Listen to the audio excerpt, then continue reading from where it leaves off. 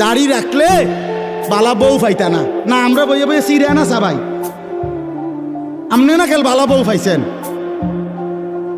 আমরা হুজুররা বসে বসে আপনি কি বনে না খাই উদা? কি বলেন আপনি এগুলো? এই সমস্ত বাজে কথার কোনো অর্থ আছে কি বলেন না কেন? শয়তানের ধোঁকা ছাড়া আর কিচ্ছু না, নফসের ধোঁকা ছাড়া আর কিচ্ছু না।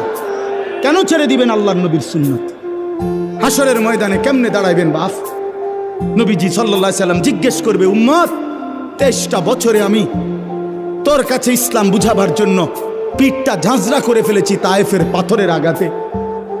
আমি পেটে 2টা পাথর বাঁধছি ক্ষুধার কষ্টে।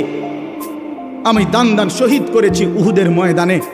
আমার এত কষ্ট, এত রক্ত, আমার এত চোখের পানি, আমার দিবারাত্রির এত কান্না, বিনিময়ে তুমি এটা কি নিয়ে আসলে?